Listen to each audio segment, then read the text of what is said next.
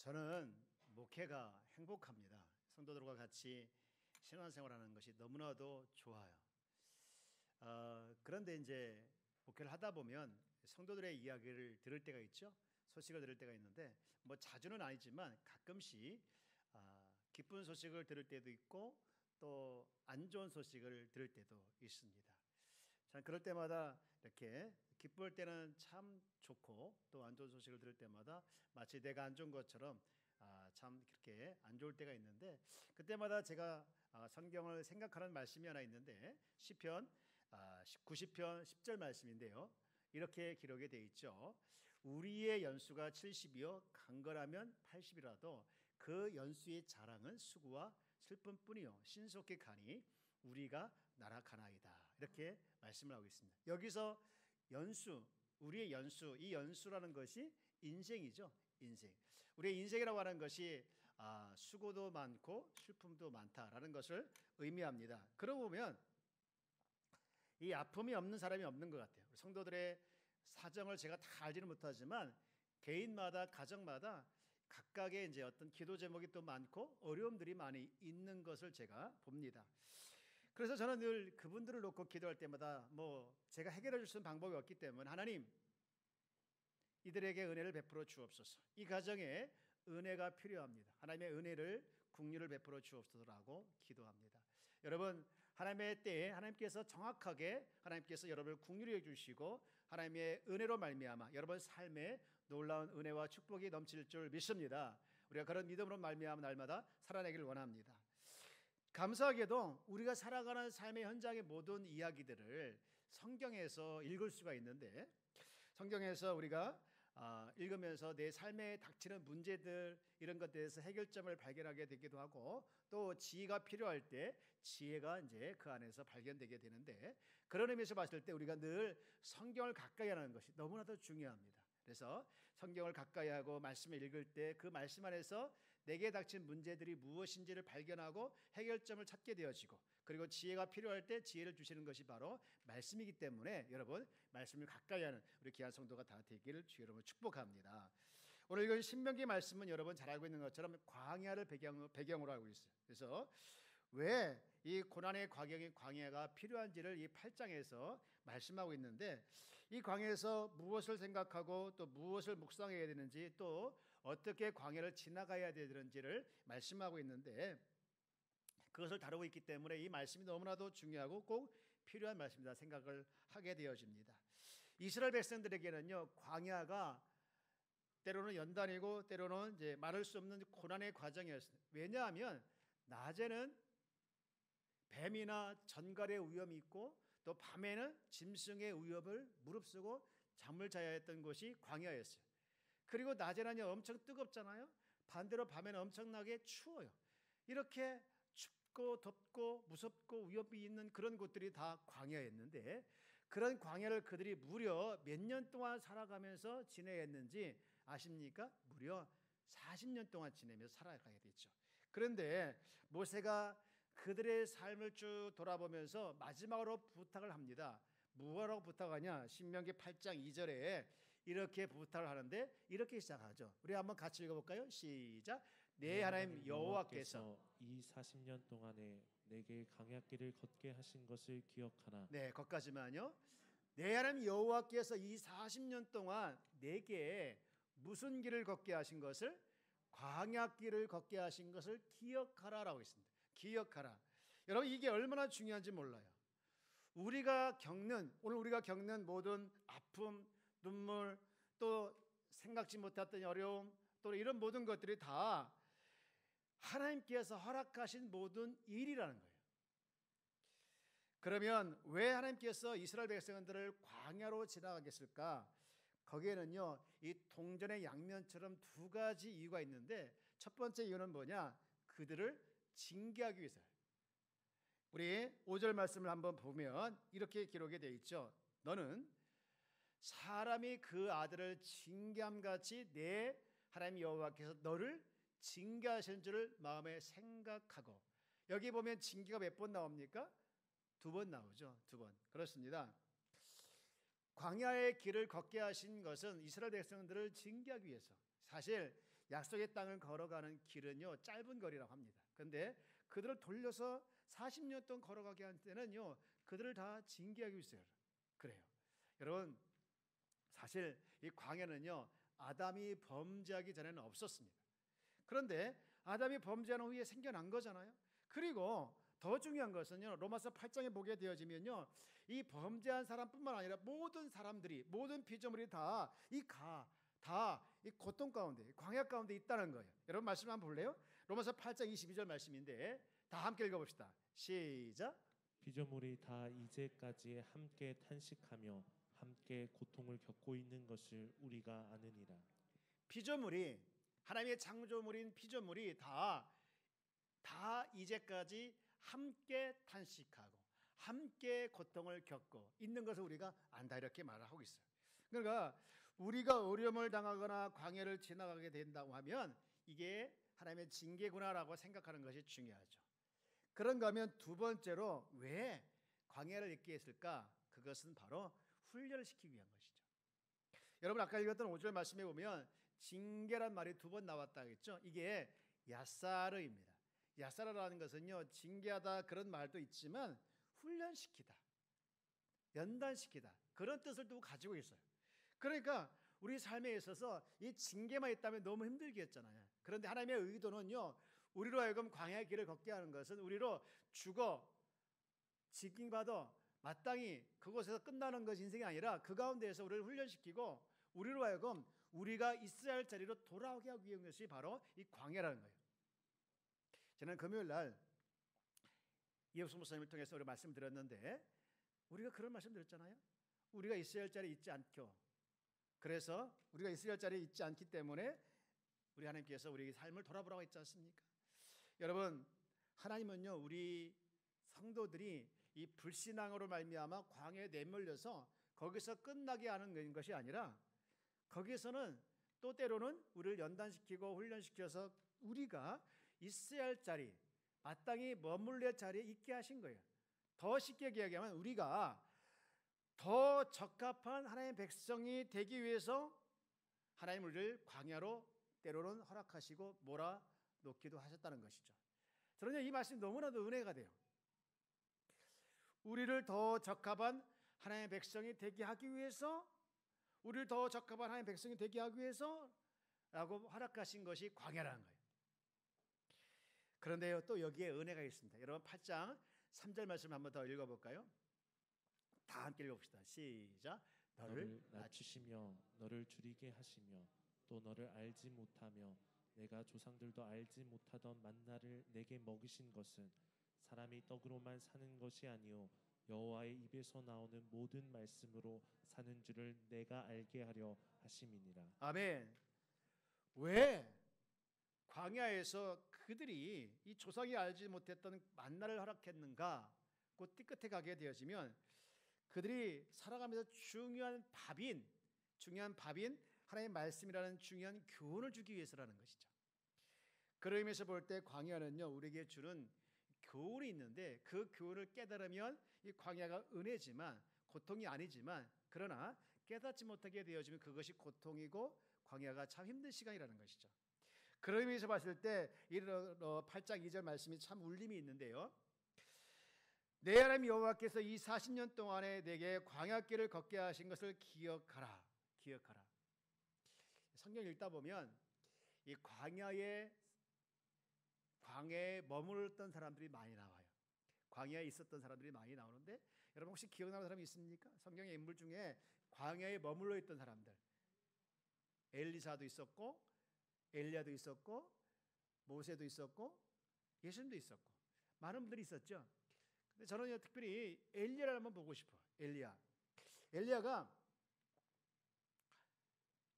아방 앞에서 그렇게 선포합니다. 너무 멋있게 선포하는데 이렇게 선포 한번 같이 읽어볼까요? 자 함께 읽어봅시다. 시작. 길라앗에 우거하는 자 중에 디셉 사람 엘리야가 아합에게 말하되 내가 섬기는 이스라엘의 하나님 여호와께서 살아계심을 두고 맹세하노니 내 말이 없으면 수년 동안 비도 이슬도 있지 아니하리라. 아멘. 여러분 아합 앞에서 엘리야가 뭐라고 맹세합니까? 내 말이 없으면 수년 동안 비도 이슬도 내려오지 않겠다. 이렇게 선포하는 거예요. 지금 비가 필요한데, 아하바가 너무 비가 필요한데 그 이야기를 하고요. 그런데요, 2절 내려가면요, 이상한 일이 벌어집니다. 이렇게 선포했던 엘리야가 어디로 갑니까? 여호와의 말씀이 엘리야에게 임하여 이르시되 3절 다 함께 봅시다. 시작. 너는 여기서 떠나 동쪽으로 가서 요단 앞 그리 시냇가에 숨고. 어디로 가게 합니까? 동쪽으로. 다시 3절 보실래요? 동쪽으로 가게 하시고 거기서 숨어버리게 만들어요. 여기 숨은 곳이 어디냐면요, 그리 시냇가인데 이게 광야예요. 광야에 숨게 하시고요. 그리고 4절에 보면 이렇게 말씀해요. 그 시냇물을 마시라. 내가 까마귀들에게 명령하여 거기서 너를 먹이게 하리라. 거기서 도망가서 거기서 시냇물 마시게 하고 까마귀가 공급해주는 양식을 먹게 한 거예요. 그런데 그 이후에 보면요, 엘리야는 참 비참하게 돼. 물도 마르죠. 그래서 더 이상 먹을 것이 없으니까요, 이제 한 과부에 얹혀서 살아가는 인생이 됩니다. 왜 하나님께서 이 당당했던 엘리야를 광야로 몰아넣고 그리고 거기서 힘들게 삶을 살아가게 했을까? 그 이유가 뭘까? 두 가지의 이유가 있더라. 하나는요, 아합을 피하기 위해서. 또 하나는요, 이제 가뭄이 됐기 때문에 거기서 살아내기 위해서 그렇게 하신 거예요. 엘리야를 구하기 위한 것이에요. 그리고 또 하나는요, 또 한 분이 있는데요, 예수님이잖아요. 예수님도 광야에 이제 물려나셨었습니까? 여러분, 마가복음 1장 12절 말씀 한번 보기를 원합니다. 다 함께 읽어봅시다. 시작. 성령이 곧 예수를 광야로 몰아내시니라. 아멘. 여러분, 성령이 누구를, 예수를 어디로 뭐했다고 했습니까? 몰아내셨다고 했습니다. 광야로 가게 하셨다, 광야로 인도하셨다가 아니라 광야로 몰아내셨다는 거예요. 이 말이 뭡니까? 광야로 쫓아내셨다는 거예요. 정말 격양된, 굉장히 격하게 표현된 말씀 아닙니까? 예수님, 하나님의 아들 예수님을 광야로 쫓아내신 거예요. 그런 의미에서 봤을 때 이 광야가 우리 인생에 필요하다는 것이죠. 그러면 오늘 우리는 지금 우리 교회는 감사 운동을 하고 있지 않습니까? 21일 동안 감사 운동을 하면서 감사로 살아내자라고, 감사로 살아내자라는 말씀을 지금 우리가 했고 또 그 운동을 하고 있는데, 그러면서 우리가 어떻게 하면 더 감사할 것인가라는 생각을 하다가 이 말씀을 묵상하게 되었는데, 여러분, 하나님께서 이스라엘 백성들을 광야로 몰아내시고 그 광야에서 그들에게 원했던 것이 뭐냐? 감사였어요. 그렇다면 우리 인생 가운데 광야가 있다고 하는 것은 우리가 인생 가운데 살아가는 삶의 현장에서 우리는 무엇을 해야 되냐? 감사를 해야 된다는 것이죠. 바라옵기는 여러분 삶이 광야 가운데 있다 할지라도 그 속에서 우리가 해야 할 것이 하나 있는데 그것이 뭐냐? 감사를 뽑아내야 된다는 거예요. 저를 한번 따라서 감사를 뽑아내자. 여러분, 우리 옆에 계신 한번 인사합시다. 감사를 뽑아냅시다. 여러분, 왜 광야에서 감사를 뽑아내야 되느냐? 세 가지를 말씀드리고 싶은데요. 첫 번째는요, 그 광야가 하나님과 친밀해질 수 있는 기회를 제공하기 때문에 그렇습니다. 사실 이 광야라는 곳은 단절된 곳이잖아요. 아무도 만날 수 없는 곳입니다. 거의 끝난 곳이죠. 극심한 외로움이 밀려오는 곳이에요. 사람들이 왜 자살을 하는가? 그 이유는 여러 가지 있겠지만 혼자라는 것이죠. 아무도 없고 아무도 도와줄 자가 없고 자기는 이제 끝났다 생각할 때 그 사람들은 극심한 좌절감에 자살을 한다고 그래요. 여러분 주변에 혼자 있는 분들 같이 이야기도 해주고 기도도 해주고 찾아가 주기도 하고 또 때로는 기도도 해줄 뿐만 아니라 전화도 해주고 그래요. 여러분 시골에 계신 부모님이 계십니까? 혹시 혼자 계신 부모님이 계시다고 하면 자주 전화도 드리고 자주 찾아가는 것이 큰 효도예요. 그냥 자기 필요할 때 밥 한번 사주고 끝나지 마시고 함께 기도해 주시고 함께 이렇게 찾아가는 거 얼마나 큰 효도인지 몰라요. 그분들의 큰 의료죠. 그게 여러분 한 번은 야곱이 생각이 나더라고요. 야곱이 쫓겨났잖아요. 그러다 광야에서 그가 잠을 자는 시간이 들어왔어요. 하늘을 이불 삼고 바닥을 침대 삼고 베개를 돌로 삼으면서 자고 있을 때 그때 꿈을 꾸죠. 그런데 그때 꿈을 꾸면서 그가 하나님을 만나는 거예요. 그리고 그가 이렇게 고백을 합니다. 너무나도 기가 막힌 고백을 하는데 이렇게 고백을 하죠. 자 16절 말씀 한번 읽어봅시다. 시작. 야곱이 잠이 깨어 이르되 여호와께서 과연 여기 계시거늘 내가 알지 못하였도다. 아무도 없는 줄 알았더니 그 광야에 하나님이 계신다는 것을 그가 느꼈다는 거예요. 여러분, 이게 무슨 얘기입니까?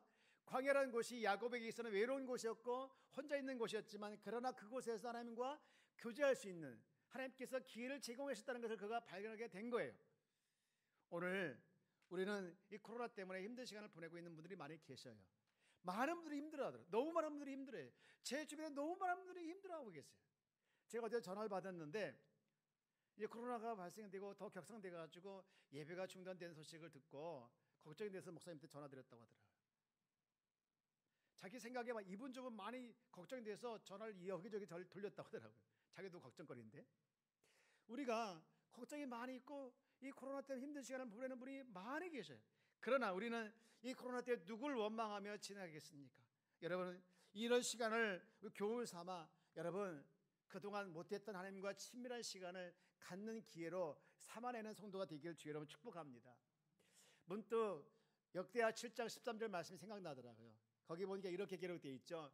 혹 내가 하늘을 닫고 비를 내리지 아니하거나, 혹 메뚜기들에게 토산을 먹게 하거나, 혹 전염병이 내 백성 가운데 유행하게 할 때, 꼭 이때 아니겠습니까? 13절 말씀이 이때 아니겠습니까? 근데 14절에 이렇게 말씀하고 있죠. 다 함께 읽어봅시다. 시작. 내 이름으로 일컫는 내 백성이 그들의 악한 길에서 떠나 스스로 낮추고 기도하여 내 얼굴을 찾으면 내가 하늘에서 듣고 그들의 죄를 사하고 그들의 땅을 고칠지라. 아멘. 이 어려울 때 내 얼굴을 찾으면 내가 듣겠다는 거예요. 그리고 그들의 죄를 사하고 뭐 하겠다는 겁니까? 땅을 고치겠다는 거예요. 한마디로 얘기하면 하나님을 찾고 하나님과 소통하는 시간을 갖게 되어진다고 하면, 그 시간을 통해서 잃어버렸던 영적 회복이 일어나고 영적 각성을 통해서 무엇보다도 우리에게 좋은 일, 복이 생긴다는 거예요. 사랑하는 여러분, 이 시간들이 여러분에게 화가 아니라 이 시간을 통해서 여러분에게 정말로 감사를 뽑아내는 시간뿐만 아니라 결국은 이 시간을 통해서 복이 되는 통로가 되어지기를 주여 여러분 축복합니다. 축복합니다. 저는요, 비대면 예배가 된다고 하니까 너무 마음이 아팠어요. 막 울고 싶었어요. 땅을 치고, 제가 누구한테 표현하지 않았지만 통곡하고 싶었어요. 왜 또 비대면인가? 그냥 막 밀고 나갈까? 제가 던졌더니 막 말리더라고요. 비대면 하지 맙시다 했더니 막 말려요. 저 솔직히요, 그냥 이렇게 예배 드리면 되지 않겠습니까? 그러나 우리가 제 마음만 있을 게 아니라 여러분의 건강을 위해서 비대면 하는 것을 기억하고, 여러분 이 시간을 통해서 더 하나님과 친밀해지는 귀한 성도가 되어지기를 주여 여러분 축복합니다. 첫 번째, 광야가 우리에게 주신 이유가 그거 있다면, 두 번째는 뭡니까? 저를 한번 따라서 해볼까? 하나님의 특별한 은혜를 공급해 주는 시간이기 때문이다. 여러분 3절 말씀을 볼까요? 광야에 찾아오는 특징이 세 가지가 있네요. 첫 번째는요, 이거면 너를 낮추며. 이 광야에서 고난은요, 자존심도 체면도 다 꺾여버리는 시간이에요. 낮추는 것. 그 다음에 두 번째는 뭡니까? 너를 뭐하게 하고? 줄이게 하고. 광야에 있으면요, 먹을 것이 없고요, 궁핍해지고 결핍이 찾아와요. 그런데 거기서 끝나는 것이 아니라 너를 낮추시며 너를 줄이게 하시며, 그 다음에 뭐라 하겠습니까? 또 세 번째가 있다는 거죠. 또 여러분 여기 중요한 말씀이 여기 있어요. 또 너도 알지 못하며 내 조상들도 알지 못하던 무엇을? 만나를 내게 먹이신 것은. 무슨 얘기입니까? 낮추기도 하지만 줄이기도 하지만 나도 알지 못했던 것, 내 조상도 알지 못했던 특별한 것들을 공급받는 시간이, 공급받는 기간들이 어디 있는 거라는 겁니까? 광야에 있는 기간이라는 거예요. 사랑하는 여러분, 이 광야의 시간을 통해서 여러분에게 하나님께서 주시는 이 특별한 은혜가 공급되어져서 그것을 누리고 그것을 맛보는 귀한 성도가 다 되어지기를 주여 여러분 축원합니다. 한 번은 요셉하고 다니엘이 생각이 나요. 이 다니엘과 요셉은요, 공통점이 뭐냐면 억울한 사람들이에요. 자기 잘못 하나도 없이 자기 의도에 상관없이 노예로 팔려가거나 아니면 포로로 잡혀갔잖아요. 그런데 그들의 삶을 쭉 돌아보면 어느 곳 하나도 억울하다, 원통하다 이런 표현이 아무도 없어요. 아무것도 없어요. 아무 데도 없어요. 왜 그랬을까요? 왜? 또 상처도 있겠지만 그들에게 상처가 있다라는 표현이 없었던 이유가 뭡니까? 요셉이나 다니엘에게 하나님께 있었던 그들의 생각에는요, 하나님께서 내가 이 시간 살아간 삶 현장에서 하나님께서 나에게 지금 특별한 은혜를 주시고 있구나라는 것을 믿고 그것을 누렸기 때문에 그런 거예요. 교회 안에 보면요, 성도들이 상처를 많이 받더라고요. 많이 받는, 많이가 아니에요. 엄청 많이 해요. 옆에 계신 인사합시다. 상처받지 맙시다.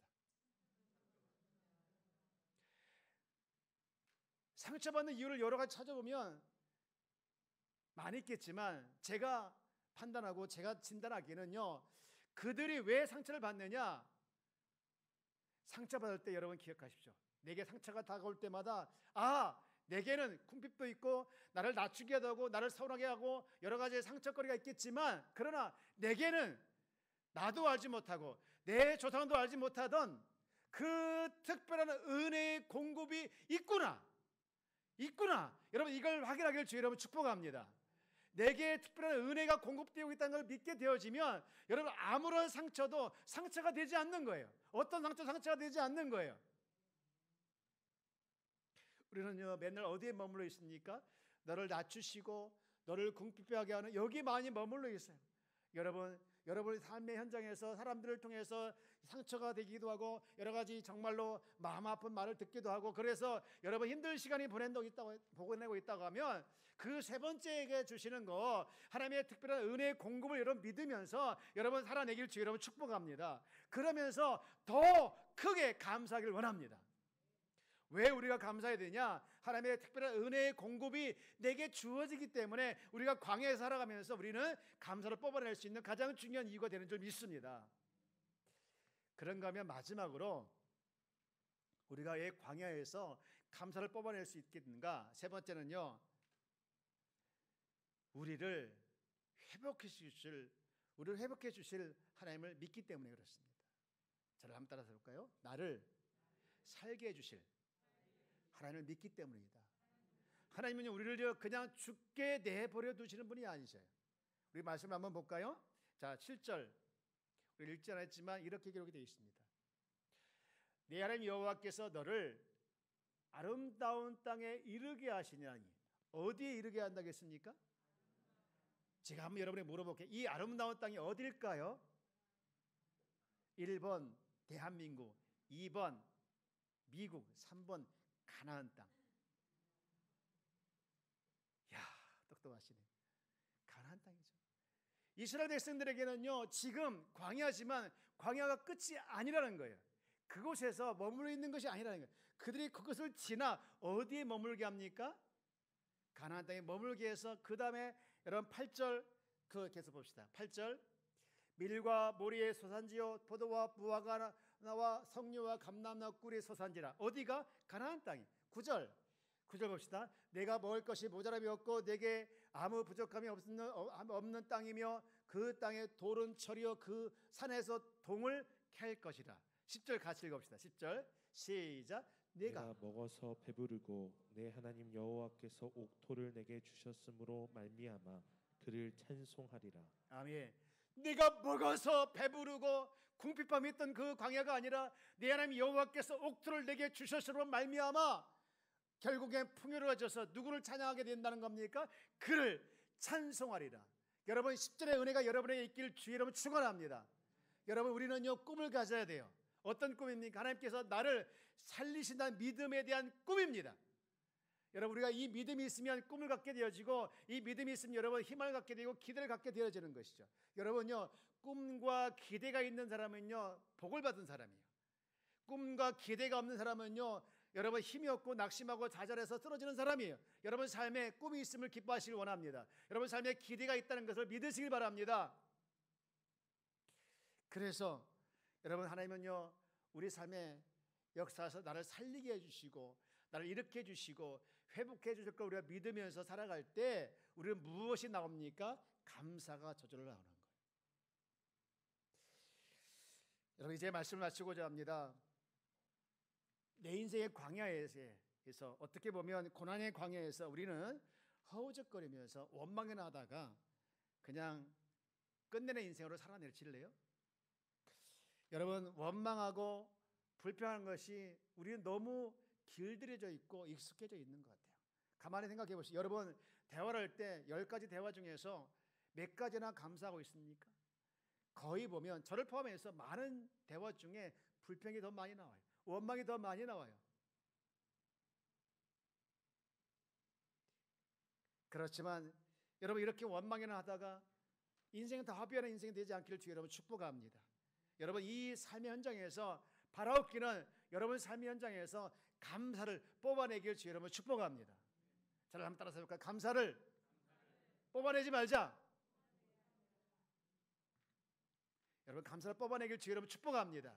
왜? 그곳에서 하나님을 만날 수 있는 기회를 제공했고, 그리고 특별한 은혜를 공급해 주셨기 때문입니다. 그리고 거기에 머물르지 아니하고 우리 하나님께서 나를 살려내시고 회복해 주실 우리를 그곳으로 인도하실 것을 우리가 믿고 있기 때문에 여러분, 우리는 감사를 뽑아내기를 주여 여러분 축복합니다.